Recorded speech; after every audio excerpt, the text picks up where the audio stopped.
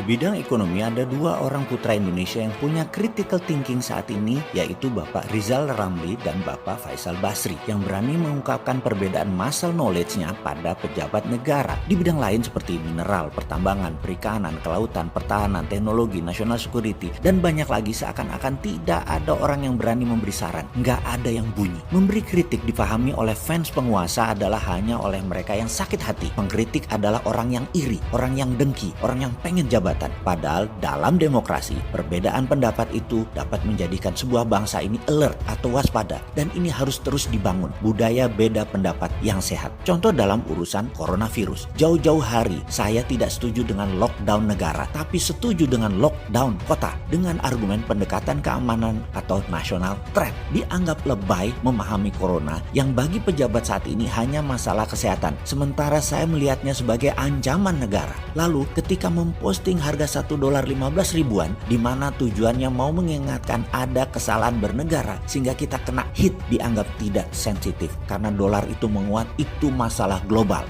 Sebentar, corona di Vietnam tidak menjatuhkan nilai dong Vietnam. Sejak awal tahun hingga hari ini, dong Vietnam hanya bergeser 0,3% saja, sementara rupiah jatuh 10%. Heran, mau bilang Vietnam itu konconya Amerika? Kalau saya jawab iya, nanti dibilang bosman ini antek Amerika, anti Cina. Beda dengan pejabat sekarang yang pro Cina, anti Amerika. Buset, dah jauh banget lu menganalisanya. Kita lanjut. Vietnam itu keren ya. Memang keren negara pemenang perang itu. Kita tahu Amerika plus Inggris, Anglo-American adalah negara pemenang perang dunia kedua. Dan ada negara kecil juga pemenang perang lainnya. Lawan Amerika lagi, yaitu Vietnam. Attitude-nya keren. Mental bangsanya keren. Cara menyelesaikan masalah corona keren. Vietnam sangat berdaulat dalam mengatasi masalah dalam negerinya. Di negara lain, di Cina, PKC, Partai Komunis Cina adalah partai pemenang perang melawan sistem imperialis kerajaan Cina yang sudah berdiri ribuan tahun. Secara internal mereka berdaulat, belum pernah memang menang perang di luar negara mereka. Sekarang mereka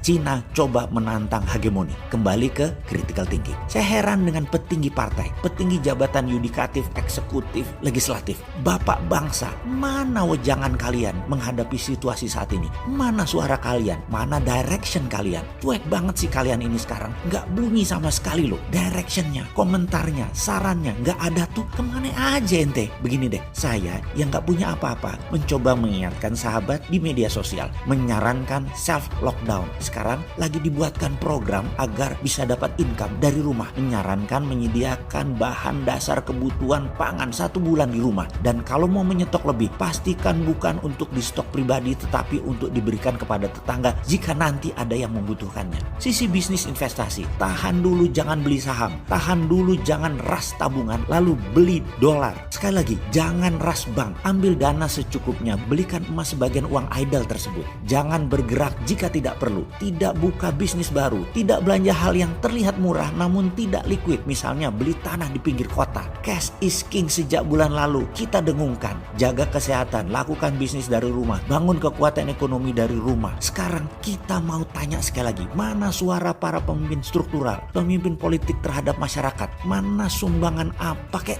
Juga kalian para 9 naga dan pengusaha yang setelah lama menjadikan rakyat sebagai pasar. Inilah waktu kalian untuk giving back. Ditunggu loh kontribusinya. Kemana kalian semua itu? Apa jangan-jangan gak ngerti kenapa dolar 15.500? Mengapa ada corona? Mengapa harga minyak $22?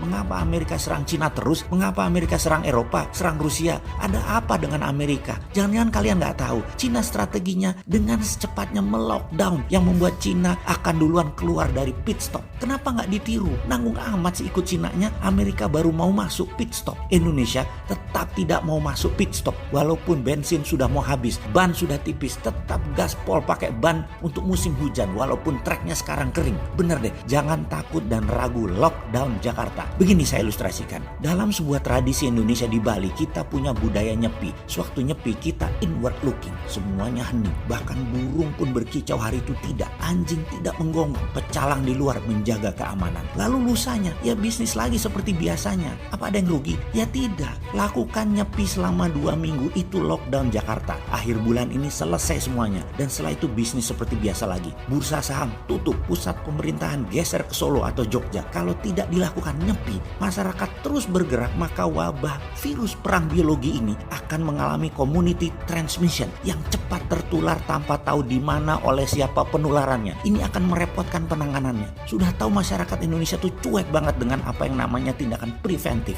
Kalau kena baru nyalahin orang lain. Pokoknya dirinya nggak pernah salah. Itu ciri kebanyakan masyarakat saat ini. Apatis banget. Gak usah begitu. Ini saja saya pakai terminologi pengandaian dengan kata nyepi. Bisa dimacem-macemin. Bisa dicari dalil untuk menyalahkannya. Bukan diambil esensinya. Singkat kata, kita harus lakukan nyepi lockdown untuk Jakarta. Pecalangnya TNI. Segera. Saran saya bagi sahabat para influencer sosial media, para selebriti yang punya banyak follower, para negarawan partai, para pemimpin pesantren, siapapun yang memiliki pengaruh kepada masyarakat, sadarkan semua orang bahwa Jakarta sebaiknya mulai lockdown sebentar lagi. Dan di luar Jakarta, batasi keluar yang perlu-perlu saja. Social separation itu penting. Saat ini kita punya me time. Saat ini kita punya private time untuk membenahi diri, membenahi agama, bangsa, dan negara.